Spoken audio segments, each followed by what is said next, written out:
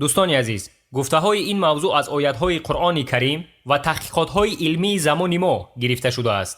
дар ин мавзӯъ фактҳои илмии Қуръонро бо фактҳои илмии дунявӣ муқоиса мекунем ва боварӣ дорам, ки ин мавзӯъ ба шумо писанд меояд.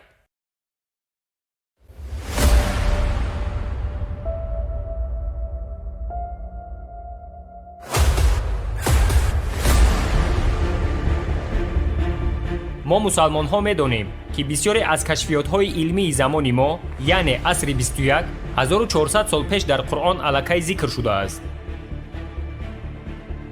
агар мо китоби муқаддаси Қуръонро кушода ба сураи Мулк ояти 3 ва 4 нигоҳ кунем, чунин гуфта шудааст: ба номи худованди бахшандаи меҳрубон, он ки 7 осмонро табақа табақа офарид. дар офариниши Худои раҳмон ҳеҷ безобитагӣ намебинӣ. пас чашмро бозгардон, оё ҳеҷ шикастагӣ мебинӣ?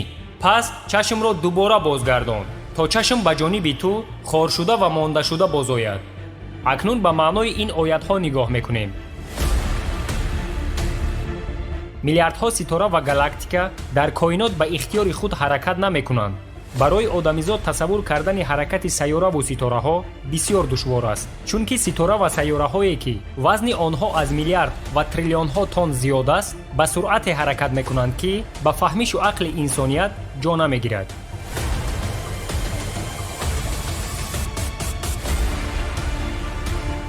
сайёраи замин дар атрофи меҳвари худ бо суръати 1670 км дар як соат ҳаракат мекунад. барои мисол тире ки аз силоҳи замонавӣ ва боқувваттарин мебарояд, бо суръати 1800 км дар як соат ҳаракат мекунад. ана акнун шумо тасаввур кунед, суръати ҳаракати замин баробар аст ба суръати ҳаракати тири силоҳи боқувваттарин ва замонавие ки дар асри 21 вуҷуд дорад.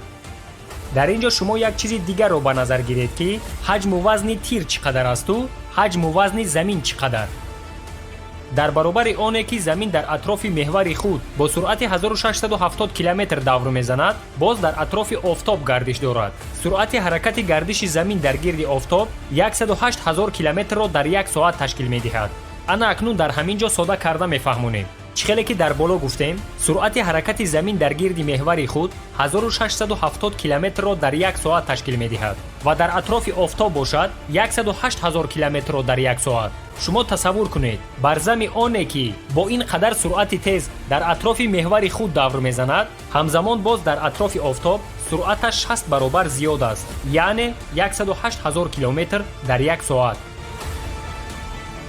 дар даруни чунин системаи душвор ва ин қадар ҳаракатҳои тезу хатарнок, эҳтимолияти бо якдигар бархӯрдани сайёраву ситораҳо бениҳоят зиёд аст. лекин чунин ҳодиса то имрӯз нашудааст ва мо дар рӯи замин бе ягон хатар зиндагӣ дорем. чӣ хеле ки дар Қуръон гуфта шудааст, дар офариниши Худои раҳмон ҳеҷ безобитагӣ намебинӣ.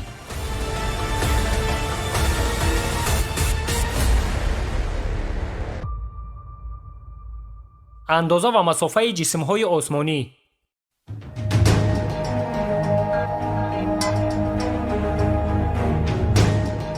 мегузарем ба сураи Нуҳ ояти 15. ба номи худованди бахшандаи меҳрубон, оё намебинед чӣ гуна Худо 7 осмонро табақа табақа офарид? ва боз сураи Фурқон ояти 2. он ки подшоҳии осмонҳову замин аз они ӯст ва ҳеҷ фарзанде нагирифтааст ва дар подшоҳӣ ӯро ҳеҷ шарике нест ва ҳар чизеро ки биёфарид, пас онро ба андоза кардане андоза кард. таваҷҷӯҳ кунед ба ин ҷумлаи оят: ва ҳар чизеро ки биёфарид, пас онро ба андоза кардане андоза кард.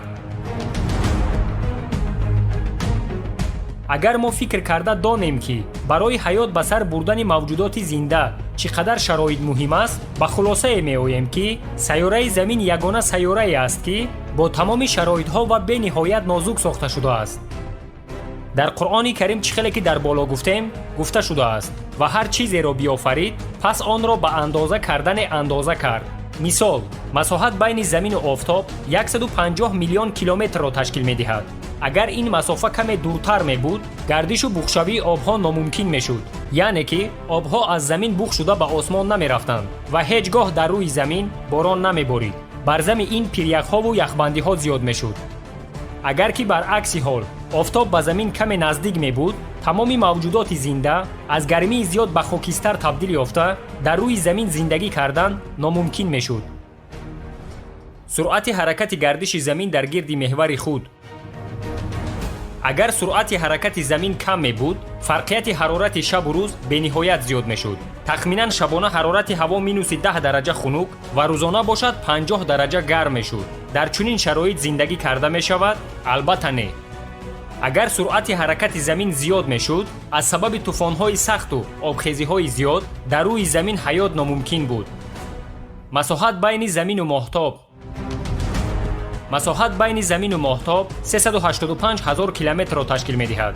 агар ин масофа каме наздик мебуд, эҳтимоли зиёд буд ки замин бо моҳтоб бархӯрда ҳаёти мавҷудоти зиндаро ба охир мерасонид. агар ки баръакси ҳол ин масофа каме зиёд мебуд, замин мувозинати худро гум карда тамоми дарёҳо ба хушкиҳо мебаромаданд ва заминро заминларзаи сахте фаро мегирифт. ин фактҳову мисолҳое ки мо барои шумо овардем басанда аст барои фаҳмидани оне ки тамоми ин сайёраву ситораҳо ва ин қадар системаи мушкилу нозук худ ба худ пайдо нашудааст. чунин системаи нозук ва нуқта ба нуқта дуруст аз пеши худ пайдо шудани замину осмон умуман номумкин аст. албатта ки ҳамаи инҳо аз ҷониби худованд бо тамоми андозаву масофа офарида шудааст. чӣ хеле ки дар ояти 2 сураи Фурқон гуфта шудааст: ва ҳар чизеро биёфарид, пас онро ба андоза кардане андоза кард.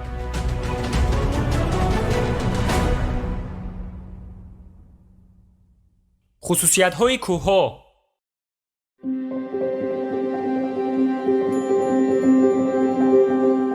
дар сураи Анбиё ояти 31 чунин гуфта шудааст: ба номи худованди бахшандаи меҳрубон ва дар замин кӯҳҳо пайдо кардем барои эҳтироз аз он ки онҳоро биҷунбонад ва дар он ҷо роҳҳои кушода пайдо кардем то бувад ки онҳо роҳ ёбанд.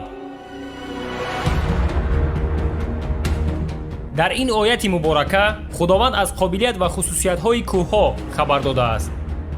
бовар кардан душвор аст ки 1400 сол пеш инсоният аз ин хусусиятҳои кӯҳҳо хабар дошт, лекин дар замони мо олимҳои илми геологӣ тасдиқ карданд ки кӯҳҳо на танҳо дар болои замин баландӣ доранд, балки аз баландиашон дида 10-15 баробар решаашон нисбати баландиашон дароз аст.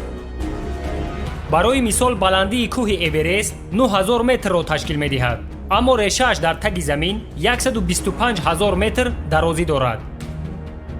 олимҳои илми геологӣ боз як ҳолати бисёр муҳимро тасдиқ карданд.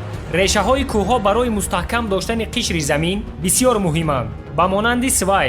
чӣ хеле ки мо имрӯзҳо дар сохтмонҳои худ истифода мебарем ва боварӣ дорам ки бародарони сохтмончӣ медонанд свай чист. свай аз забони русӣ ҳамчун мех тарҷума мешавад, лекин дар ин ҷо мехҳои оддиро дар назар надорем, балки мехҳои калоне ки яъне свай барои мустаҳкам доштани биноҳои бузург истифода мешавад.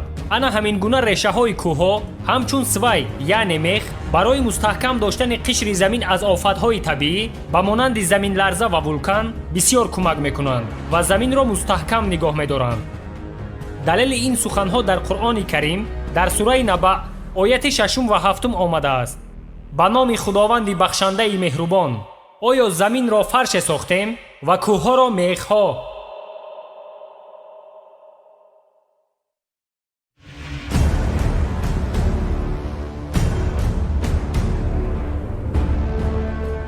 дар Қуръони Карим махсус сурае ҳаст бо номи Ҳадид, яъне оҳан.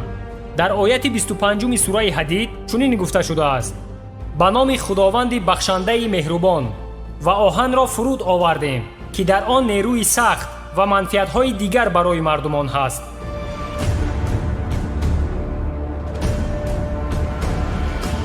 то асрҳои 20 тамоми олимони астрофизикҳо ақида доштанд ки оҳан аз замин пайдо шудааст, лекин баъдан дар асоси таҳқиқотҳои илмӣ тасдиқ карданд ки оҳан аз замин не, балки аз осмон ба замин омадааст ва ин кашфиёти илмӣ 1400 сол пеш дар Қуръони Карим чунин шаҳр дода шудааст. дар ояти 25 сураи Ҳадид пеш аз калимаи ҳадид яъне оҳан калимаи анзално истифода шудааст. калимаи анзално аз забони арабӣ бо якчанд маъноҳо тарҷума мешавад: фуруд овардан, равона кардан ва фиристодан. маънои идиоматикии ин калима бошад чунин аст: дода шуд ба манфиати инсоният. акнун шумо таваҷҷӯҳ кунед, худованд дар Қуръони Карим 1400 сол пеш аллакай хабар додааст, ки мо оҳанро аз осмон ба замин фуруд овардем ва ӯро ба манфиати инсоният додем. ин гуфтаҳои Қуръони Каримро олимони астрофизикҳои асри 21 бо тамоми далелҳои илмӣ тасдиқ карданд. хулоса мебарояд, ки кашфиёти олимони асри 21 дар масъалаи пайдо шудани оҳан нав нест, балки 1400 сола аст.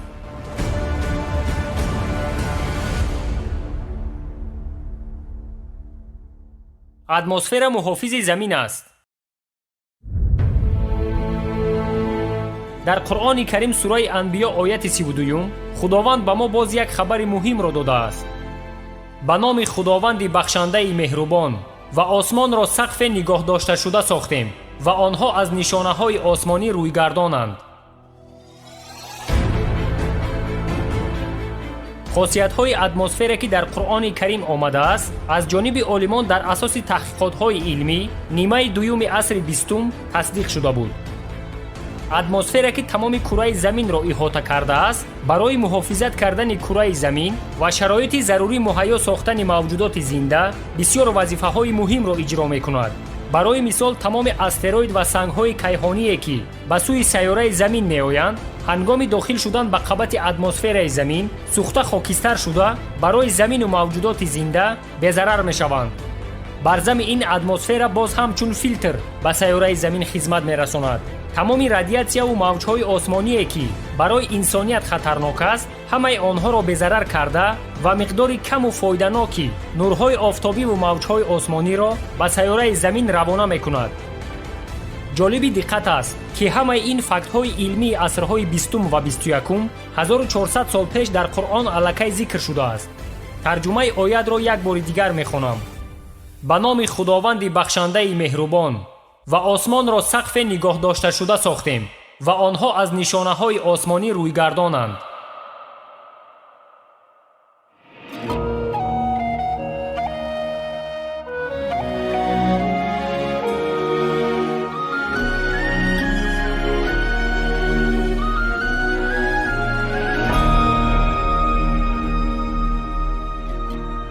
дӯстони азиз, ин далелҳову мисолҳое ки мо барои шумо овардем, ин як қатрае аз оби баҳри калоне буд. то имрӯз ба ягон олиму донишманде муяссар нашудааст, ки ҳатто як хатогие дар Қуръон ёфта бошад.